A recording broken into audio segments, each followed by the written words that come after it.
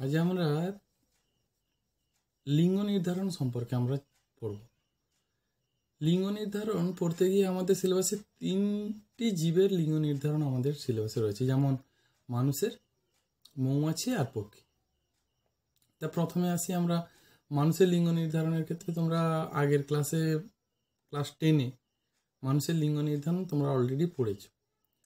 আমরা কি জানি, মানুষের ক্ষেত্রে তাদের ক্রোমোজোম সংখ্যা সেটা কত থাকে? 46। এর মধ্যে 44টা অটোজোম আর 2টো সেক্স ক্রোমোজোম থাকে। তার মধ্যে পুরুষের ক্ষেত্রে থাকে 44টা অটোজোম আর এক্স আর ওয়াই 2টো সেক্স ক্রোমোজোম, আর স্ত্রীদের ক্ষেত্রে থাকে কি 44টা অটোজোম আর 2টো এক্স ক্রোমোজোম। তাই যেহেতু পুরুষের ক্ষেত্রে 2টো ভিন্ন ধরনের ক্রোমোজোম থাকে, সেক্স ক্রোমোজোম থাকে, তাই তারা যখন গ্যামেট তৈরি করে 2টো ভিন্ন ধরনের গ্যামেট তৈরি করে। একটা এক্স ক্রোমোজোম যুক্ত শুক্রাণু আর একটা ওয়াই ক্রোমোজোম যুক্ত শুক্রাণু। তাই যেহেতু 2 ধরনের গ্যামেট এরা তৈরি করে, তাই পুরুষকে আমরা কি বলি? হেটারোগ্যামেটিক মেল হিসাবে সেটাকে ধরা হয়। আর একই রকমভাবে স্ত্রীরা তারা কি করে? তাদের দেহে 2টি এক্স ক্রোমোজোম রয়েছে, তাই তারা এক প্রকারেরই গ্যামেট তৈরি করে। তাই সেই কারণে তাদেরকে আমরা কি বলি? হোমোগ্যামেটিক। তাই যদি ধরো পুত্র বা কন্যা সন্তান হয়, তার ক্ষেত্রে পুরোটাই ডিপেন্ড করে পিতার উপর। কেন? যে পিতার দেহ থেকে যদি ওয়াই ক্রোমোজোম দ্বারা মাতার ডিম্বাণু যদি নিষিক্ত হয়, তাহলেই কিন্তু পুত্র সন্তান হয়। আর যদি এক্স ক্রোমোজোম যুক্ত গ্যামেটের দ্বারা মায়ের যদি ডিম্বাণু সেক্ষেত্রে নিষিক্ত হয়, তাহলে সেক্ষেত্রে কি হবে? কন্যা সন্তান। তাই পুত্র সন্তান বা কন্যা সন্তান দুটোই ডিপেন্ড করে কার উপর? পিতার উপর। তাই পিতার এই যে পুরুষালী গুণ, এই পুরুষালী গুণ অর্থাৎ তাদের যে টেস্টিস বা শুক্রাশয়ের ডেভেলপমেন্ট, সব কিছু একটা জিনের দ্বারা নির্ধারিত হয়। তাই সেই হিসাবে মানুষের তাই ওয়াই ক্রোমোজোমে অবস্থিত একটা জিন, যেটাকে আমরা কি বলি? টিডিএফ জিন, টেস্টিস ডেভেলপিং ফ্যাক্টর। তাই ওয়াই ক্রোমোজোমে অবস্থিত এই টিডিএফ জিনকেই কি বলা হয়? এসআরওয়াই জিন হিসাবে ধরা হয়। SRY means sex determining region of Y. তাই সেই ক্ষেত্রে এই টিডিএফ জিনের দ্বারাই কি হয়? তার পুরুষালী গুণ অর্থাৎ টেস্টিস ডেভেলপিং ফ্যাক্টর হিসাবে এই জিনটা কাজ করে এবং তার পুরুষালী গুণ প্রকাশে তারা বিশেষভাবে ভূমিকা নেয়। তাই সেক্ষেত্রে পুরুষরা কি হেটারোগ্যামেটিক প্রকৃতির হয় আর স্ত্রীরা হোমোগ্যামেটিক প্রকৃতির হয়। তাই মানুষের লিঙ্গ নির্ধারণের ক্ষেত্রে আমরা যখন করব, তাই ছকের সাহায্যেই তোমরা দেখাবে যে পুরুষরা কে হয় 44AXY, যেটাকে তোমরা তার জেনোটাইপ হিসাবে লিখবে, আর স্ত্রীদের ক্ষেত্রে লিখবে কি 44A+XX। এবং গ্যামেট হিসাবে এখানে কি হবে? পুরুষরা 2 ধরনের গ্যামেট, 22A+X এটা একটা গ্যামেট, আর 22A+Y এটা একটা গ্যামেট তৈরি হবে। আর স্ত্রীদের ক্ষেত্রে কি হবে? কেবলমাত্র 22AX এই প্রকারেরই গ্যামেটটা তারা তৈরি করবে।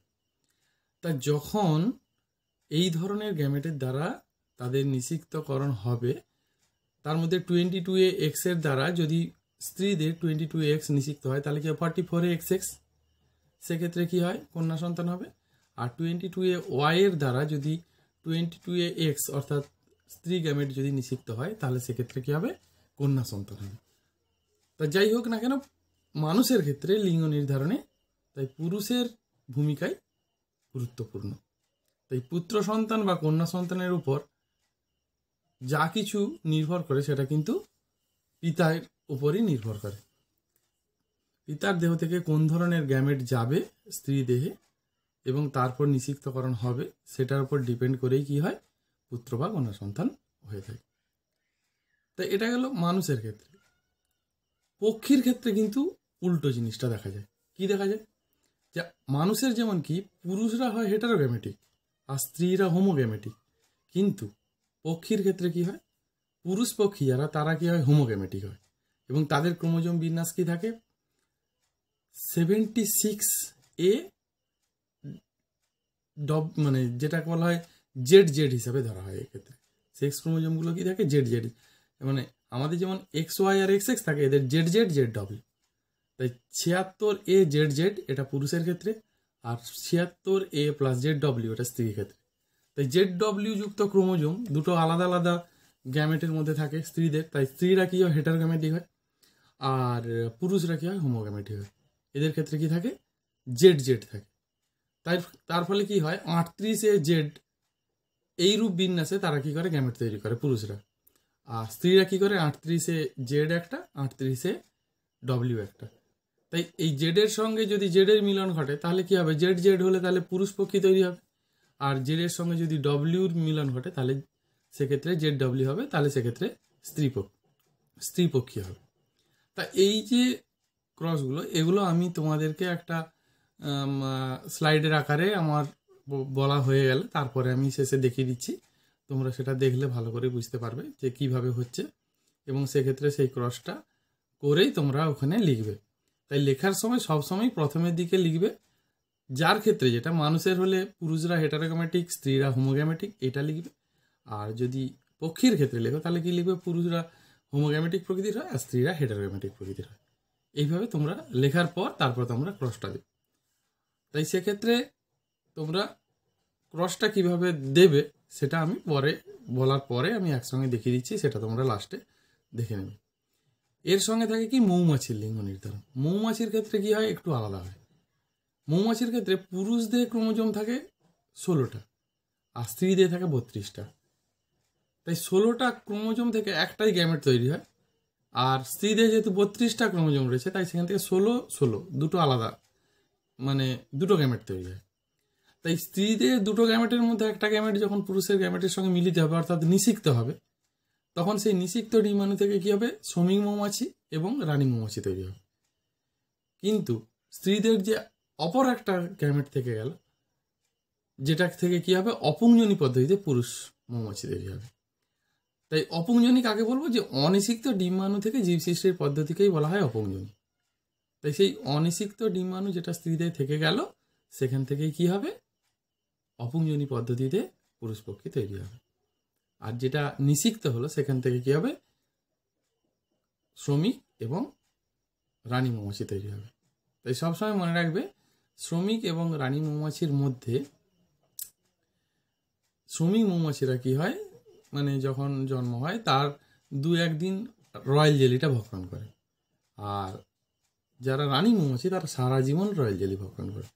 রয়্যাল জেলি জিনিসটা আর কিছুই নয়, শ্রমিক মৌমাছি যারা পরিণত তাদের গলবিলীয় গ্রন্থি থেকে নিঃসৃত এক প্রকার তরল যেটাকে ভক্ষণ করে রানী মৌমাছি সারা জীবন, সেটাকে বলা হয় রয়্যাল জেলি বা রাজকীয় জেলি। আর ওটা ভক্ষণ করে বলেই তারা রানী মৌমাছি হয়ে থাকে। রানী মৌমাছি সবসময় তার কাজ হচ্ছে কি ডিম পাড়া, আর পুরুষ মৌমাছি শুধু সঙ্গম ক্রিয়া করতে পারে এবং ডিমকে নিষিক্তকরণে সাহায্য করে।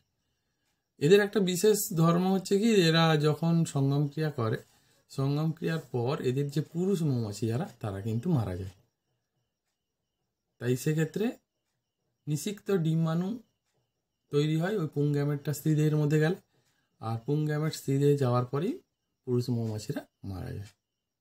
ব্যাস এবার তোমাদের আমি এর সাহায্যে ছকের সাহায্যে জিনিসগুলো দেখিয়ে দিচ্ছি, তোমরা সেটা একটু দেখো ভালো করে এবং সেখান থেকে নিজেরা একটু খাতার মধ্যে তুলে নাও। আর এই চ্যাপ্টার যে কোশ্চেনগুলো যেগুলো তোমাদের পরীক্ষায় সাধারণত আসে আমি সেগুলোও আমার এই ভিডিওটার শেষে দিয়ে দিচ্ছি, তোমরা সেখান থেকে একটু খাতাতে তুলে নেবে এবং সেই প্রশ্নগুলো আশা করি করলে পরীক্ষাতে তোমরা সেগুলো থেকে কোশ্চেন পেয়ে যেতে পারো। ঠিক আছে, তাহলে দেখতে থাকো তোমরা ভিডিওটা শেষের দিকটা।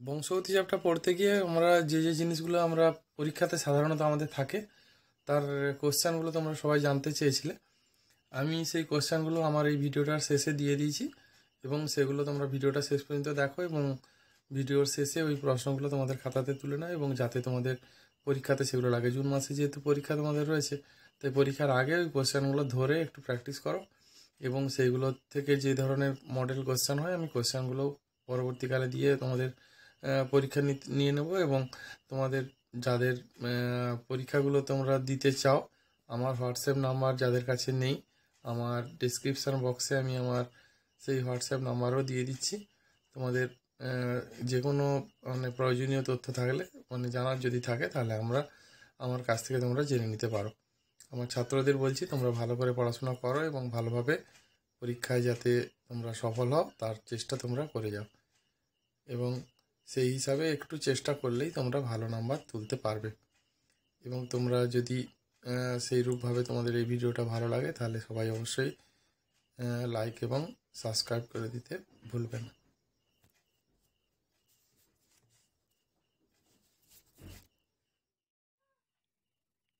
আচ্ছা, এই যে দেখতে পাচ্ছ তোমরা, এটা একটা মানুষের ওয়াই ক্রোমোজোম, যেটা তার কতগুলো অংশ আমরা দেখতে পাচ্ছি। উপরের যে মাথার কাছে যে পোর্শনটা সেটাকে বলা পার, অর্থাৎ সিউডো অটোজোমাল রিজিয়ন হিসেবে ধরা হয়। আর আমরা যে পড়ানোর সময় বলেছিলাম এসআরওয়াই জিন, যেখানে টিডিএফ জিন অর্থাৎ টেস্টিস ডেভেলপিং ফ্যাক্টর অবস্থান করে, সেই এসআরওয়াই জিনের পোর্শনটা হচ্ছে এই জায়গাটা, দেখো তীর চিহ্ন দিয়ে তোমাদের দেখানো রয়েছে। এবং তারপরে রয়েছে ইউক্রোমাটিন, পরের এই যে গ্রিবা পোর্শনে যেটা ওখানে থাকছে সেন্ট্রোমিয়ার, তারপরের অংশটা ইউক্রোমাটিন, তারপরে এই যে কালো খয়েরি রঙের যে অংশটা দেখতে পাচ্ছ এটা হচ্ছে হেটারোক্রোমাটিন অংশ, আর নিচের একদম টেলোমিয়ার পোর্শনে যে অংশটা এটাকেও একটা পার্ট, অর্থাৎ সিউডো অটোজোমাল রিজিয়ন হিসাবে সেটা থাকছে। আর এই যে একদম এসআরওয়াই জিন থেকে হেটারোক্রোমাটিনের শেষ পর্যন্ত যে অংশটা, এটা হলে এমএসওয়াই, অর্থাৎ male specific region of Y হিসাবে সেটাকে ধরা হয়, male specific region of Y. তাই সেই হিসাবে এই ওয়াই ক্রোমোজোমই কী করে মানুষের লিঙ্গ নির্ধারণে বিশেষ ভূমিকা পালন করে। দেখো, মানুষের লিঙ্গ নির্ধারণের ক্ষেত্রে এখানে আমরা যেটা বলেছিলাম, প্রথমে আমরা দুটো সিম্বল দিয়েছি, দেখো লিঙ্গ লিখে, ওপরে যেটা পুরুষের সিম্বল আর ডান দিকে যেটা দেওয়া আছে স্ত্রীর সিম্বল। ফেনোটাইপ হিসাবে আমরা পুরুষ আর স্ত্রী লিখেছি, এবং তাদের ক্রোমোজোমাল যে বিন্যাস যেটাকে আমরা জেনোটাইপ হিসাবে আমরা 44XY আর 44XX এই দুটো জিনিস আমরা উল্লেখ করেছি। তাই পুরুষের ক্ষেত্রে যেহেতু 44XY, তাই সেক্ষেত্রে তার যে বিন্যাসটা 22AX আর 22AY দু ধরনের গ্যামেট তারা পেয়েছে, উৎপন্ন করতে পেরেছে। আর এখান থেকে একই প্রকারের গ্যামেট 22A+X এক প্রকার গ্যামেট। তাই পুরুষদের ক্ষেত্রে যেহেতু দুটো ভিন্ন ধরনের গ্যামেট তারা তৈরি করছে, তাই তারা হেটারোগ্যামেটিক, আর স্ত্রীরা কী হয় হোমোগ্যামেটিক হয়। দেখো এদের মিলনের ফলে দেখো এক্স ক্রোমোজোমের সঙ্গে যখন স্ত্রীর এক্স ক্রোমোজোম মিলিত হয়েছে তখন কন্যা সন্তান, আর পুরুষের ওয়াই ক্রোমোজোমের সঙ্গে যখন স্ত্রীর ওয়াই এক্স ক্রোমোজোম মিলিত হয়েছে তখন পুত্র সন্তান। তাই সেক্ষেত্রে মানুষের লিঙ্গ নির্ধারণের ক্ষেত্রে পুরুষের ভূমিকা গুরুত্বপূর্ণ সবচেয়ে। দেখো এবার পক্ষীর ক্ষেত্রে আমরা কি দেখতে পাচ্ছি। পক্ষীর ক্ষেত্রে আমরা দেখতে পাচ্ছি, দেখো যে পাখিদের মধ্যে দেখো এই যে ক্রোমোজোম, এটা পুরুষ মুরগি, এটা স্ত্রী মুরগি, তাদের দেখো যে পার্থেনোজেনেসিস প্রক্রিয়ার মাধ্যমে যে পুরুষ মুরগির বা যেটাকে আমরা বলছি মোরগ, তার দিয়ে ক্রোমোজোম 76ZZ, আর যেটা মুরগি যেটা স্ত্রী তাদের ক্ষেত্রে 76ZW। তাই দেখো স্পার্মাটোজেনেসিস প্রক্রিয়ার মাধ্যমে কী হচ্ছে, এখানে যে শুক্রাণু যেটা তৈরি হচ্ছে তার মধ্যে অটোজোমটা অর্ধেক হয়ে গেছে, 38A+Z আর 38A+Z, অর্থাৎ দুটোই এক, মানে 38AZ এটা এক প্রকারের গ্যামেট, আর উজেনেসিস প্রক্রিয়ার মাধ্যমে মুরগি যেটা তৈরি করছে 38A+Z 38A+W দুটো ডিম্বাণু তৈরি করছে। তাই এদের নিষেকের ফলে দেখা যাচ্ছে কি, দেখো যে জায়গাটা হচ্ছে তার 76AZZ আর 76AZW, 76AZZ এর ফলে যে মোরগ আর 76AZW এর ফলে মুরগি। এর ক্ষেত্রে তাহলে কি লিখবে, সবসময় পুরুষরা কি হয় হোমোগ্যামেটিক হয় আর স্ত্রীরা হেটারোগ্যামেটিক হয়ে থাকে। তাই এইভাবে ছকের সাহায্যে তোমরা এই পুরো জিনিসটাকে খাতাতে একটু লিখে নাও, তাহলে দেখবে জিনিসটা পুরোপুরি ক্লিয়ার হয়ে গেছে। এবং এইভাবে নিজেরা আগে এই জিনিসটা উল্লেখ করলে তারপর সেক্ষেত্রে ওই জিনিসটা উল্লেখ করলে।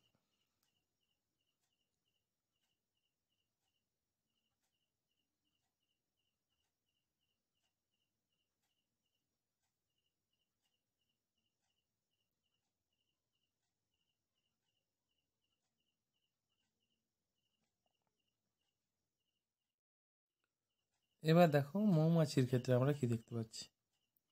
মৌমাছির ক্ষেত্রে আমরা দেখো এইটা প্রথমে আমরা রানী মৌমাছি, এটা পুরুষ মৌমাছি। রানী মৌমাছির ক্ষেত্রে 2n=32 অর্থাৎ 32, n= এখানে 16 অর্থাৎ 16। এরা কি হয় হ্যাপ্লয়েড সেটে থাকে, এর ক্রোমোজোম ডিপ্লয়েড সেটে থাকে। 2n মানে সবসময় ডিপ্লয়েড আর n মানে হচ্ছে হ্যাপ্লয়েড। তাই দেখো এই হ্যাপ্লয়েড সংখ্যক ক্রোমোজোম থেকে N = 16 N = 16 দুটো ডিম্বাণু তৈরি হয়েছে। দুটো ডিম্বাণুর মধ্যে একটা ডিম্বাণু দেখো পুরুষের এই যে হ্যাপ্লয়েড সংখ্যক ক্রোমোজোমযুক্ত যে গ্যামেটটা তৈরি হয়েছে শুক্রাণু, তার সঙ্গে মিলিত হয়ে নিষিক্ত ডিম্বাণু তৈরি হয়েছে, অর্থাৎ জাইগোট গঠন করেছে। আর একটা হচ্ছে অনিষিক্ত ডিম্বাণু। অনিষিক্ত ডিম্বাণু থেকে দেখো যে লার্ভাটা তৈরি হয়েছে সেখান থেকে অপুংজনী পদ্ধতিতে পিউপা হয়ে পুরুষ মৌমাছি তৈরি হয়েছে। আর 2 নম্বরে যে জাইগোট যেটা নিষিক্ত হয়েছিল, সেই নিষিক্ত জাইগোট থেকে দেখো রয়্যাল জেলি খাওয়ানোর ফলে সেই পিউপা রানী মৌমাছিতে পরিণত হয়েছে। আর অপরটার ক্ষেত্রে দেখো পরাগ রুটি বা মৌ রুটি যেটা বলা হয়, পরাগ মিশ্রিত মধু, সেটাকে খাওয়ানো হওয়ার ফলে শ্রমিক মৌমাছি। আর শ্রমিক মৌমাছিরা ওই রয়্যাল জেলিটা খায়, তবে ওই জন্মের সময় 1 থেকে 2 দিন খায়, কিন্তু রানী মৌমাছিরা সারা জীবন ওটা খেয়ে থাকে। তাই N = এর দাঁড়ায় 16, রানী মৌমাছির N = 32, N = 32, আর শ্রমিক মৌমাছির 2 = 32 হলে কি হবে, শ্রমিক মৌমাছিরা বন্ধা হয়, কিন্তু রানী মৌমাছি যারা তারা প্রজনন কমই থাকে। ঠিক আছে।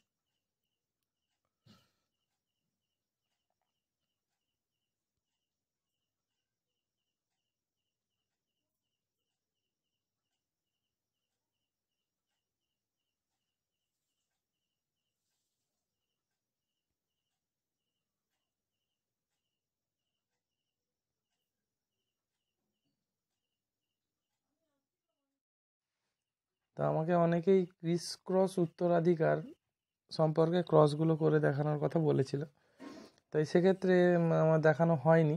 তাই এগুলো দেখা যায় কার ক্ষেত্রে, কিছু সেক্স লিঙ্ক ক্যারেক্টারের ক্ষেত্রে। আমরা সেক্স লিঙ্ক ক্যারেক্টার বলতে আমরা হিমোফিলিয়া বর্ণান্ধতাকে বুঝি। তাই হিমোফিলিয়া বর্ণান্ধতার ক্ষেত্রে ক্রসগুলো কিভাবে তোমরা করবে দেখো, অনেক বইতে দেখো হিমোফিলিয়ার জন্য যারা আক্রান্ত সেক্ষেত্রে অনেকে H+ ধরেছে, যেটা স্বাভাবিক, আর Hটাকে ধরেছে সেটা আক্রান্ত। আমি যেটা বলছি যে তোমরা সেক্ষেত্রে হিমোফিলিক যদি হয় তাহলে তোমরা ক্যাপিটাল H বা স্মল h দিয়ে স্মল hই লিখবে, শুধু সেটাই উল্লেখ করো, বাকিটাতে কিছু লেখারই দরকার নেই, এবং সেটা খালিই রাখবে, তাতে সুবিধা হবে। কারণ আমরা জানি স্বাভাবিক কি XX মাতার ক্ষেত্রে হলে স্বাভাবিক, আর XY হলে কি হচ্ছে সেটা পিতার ক্ষেত্রে স্বাভাবিক।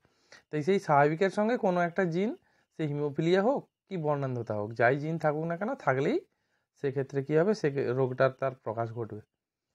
তা হিমোফিলিক পিতা আর মাতা যদি হিমোফিলিয়া বাহক হয়, তাদের সন্তানের জেনোটাইপ কী হবে, ধরো এইভাবে তোমার একটা ক্রস করতে দেওয়া আছে, তাহলে তোমরা কি লিখবে, যে প্রথমে লিখবে মনে করি হিমোফিলিয়া সৃষ্টিকারী জিনটি হলো H, লিখলে, লেখার পরে এই 3টে পয়েন্ট করে লিঙ্গ, ফেনোটাইপ আর জিনোটাইপ।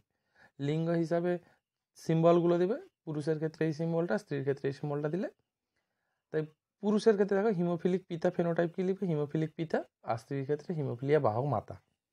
জেনোটাইপ কী হবে, XY, তার মধ্যে যেহেতু হিমোফিলিক পিতা, তার X ক্রোমোজোমের জিনটা থাকবে, হিমোফিলিয়ার জিনটা, আর বাহক মাতা যেহেতু, তাই দুটো X ক্রোমোজোমের মধ্যে একটাতে জিনটা থাকবে, একটাতে থাকবে না। সবসময় মনে রাখবে পিতা কখনো বাহক হবে না, পিতার একটা X ক্রোমোজোমের মধ্যে জিনটা থাকলেই রোগের প্রকাশ ঘটবে, কেননা ওদের কেবলমাত্র একটাই X ক্রোমোজোম, তাই একটা X ক্রোমোজোমের মধ্যে জিনটা থাকলে তবেই রোগের প্রকাশ ঘটবে। আর মাতার ক্ষেত্রে যেহেতু দুটো X ক্রোমোজোম, তাই একটা X ক্রোমোজোমের মধ্যে যদি জিন থাকে তাহলে কিন্তু রোগের প্রকাশ ঘটবে না, কেবল যদি দুটোতেই আসে তবেই রোগের প্রকাশটা ঘটবে। তাই সেই হিমোফিলিয়া বাহক যে মাতা, সে কী করে, দুটো ভিন্ন গ্যামেট তৈরি করে, একটা হিমোফিলিয়া জিনযুক্ত ডিম্বাণু আর একটা হচ্ছে স্বাভাবিক ডিম্বাণু, যেটাতে শুধু X ক্রোমোজোম থাকে। আর স্ত্রীদের ক্ষেত্রে থেকে পুরুষদের ক্ষেত্রে কী হয়, দুটো গ্যামেট, তাতে Y ক্রোমোজোমযুক্ত একটা গ্যামেট, আর হিমোফিলিয়ার জিনযুক্ত X ক্রোমোজোম যেটা রয়েছে তার সেইটা ভাবে একটা গ্যামেট, এইভাবে দুটো গ্যামেট তৈরি হয়। করার পর তোমরা কি করবে, একটা চেকার বোর্ডের মতো করে নেবে, দেখো একদিকে পুরুষের সিম্বল, একদিকে স্ত্রীর সিম্বল দিয়ে দুদিকে দুটো গ্যামেটগুলো, যেমন পুরুষ গ্যামেট যে দুটো হয়েছিল এই দুটো বসালে, স্ত্রী গ্যামেট দুটো বসালে, তাহলে কি দেখা যাচ্ছে, দেখো প্রথমতে দেখো দুটো X ক্রোমোজোমে হিমোফিলিয়া জিন রয়েছে, তাই হিমোফিলিক কন্যা হচ্ছে সেটা, যেহেতু দুটো জিনই, দুটো ক্রোমোজোমেই জিন রয়েছে। আর তারপরে দেখো পুত্রের ক্ষেত্রে দেখো একটাতেই থাকলেই তাদের প্রকাশ ঘটবে রোগের, তাই দেখো X ক্রোমোজোমে দেখো হিমোফিলিয়ার জিনটা রয়েছে, তাই রোগের প্রকাশ ঘটেছে। আর 3 নম্বর ক্ষেত্রে দেখো দুটো X ক্রোমোজোম রয়েছে, তার মধ্যে একটাতে হিমোফিলিয়ার জিন রয়েছে, একটাতে নেই, সেটাকে আমরা কী বলি, হিমোফিলিয়া বাহক কন্যা, আর একটাও স্বাভাবিক পুত্র হয়েছে। তো এইভাবে তোমরা যদি এখান থেকে বলা হয় কত শতাংশ হিমোফিলিক সন্তানের জন্ম হবে, তাহলে অবশ্যই লিখবে কি 50%, কারণ হিমোফিলিয়া বাহক কন্যা হলেও সে স্বাভাবিক থাকবে। আর কত শতাংশ স্বাভাবিক হবে, তাহলে 50%, তাহলে 50% স্বাভাবিক আর 50% হিমোফিলিয়া আক্রান্ত হচ্ছে। আর পুত্রদের মধ্যেও কত যদি বলে, তাহলে পুত্রদের মধ্যে যদি বলে তাহলে স্বাভাবিক পুত্র আর হিমোফিলিক পুত্রের মধ্যে 50-50, আর কন্যার ক্ষেত্রেও 50-50। তাই এইভাবে তোমরা ক্রস করবে। তাই ওই একই রকমভাবে এই ক্রসগুলো তোমরা বাড়িতে প্র্যাকটিস করবে। যদি স্বাভাবিক পিতা হিমোফিলিক মাতা হয় তাহলে তাদের ক্ষেত্রে কী ঘটবে, হিমোফিলিক পিতা স্বাভাবিক মাতা হলে তাদের ক্ষেত্রে ক্রসটা কী হবে, হিমোফিলিক পিতা হিমোফিলিক মাতা যদি হয় তাহলে সেক্ষেত্রে ক্রসটা কী হবে। নিজেরা করো, আর যদি কোনো জায়গায় অসুবিধা হয় তাহলে আমাকে কমেন্ট করে জানাও, আমি আবার করে ওটা বুঝিয়ে দিচ্ছি।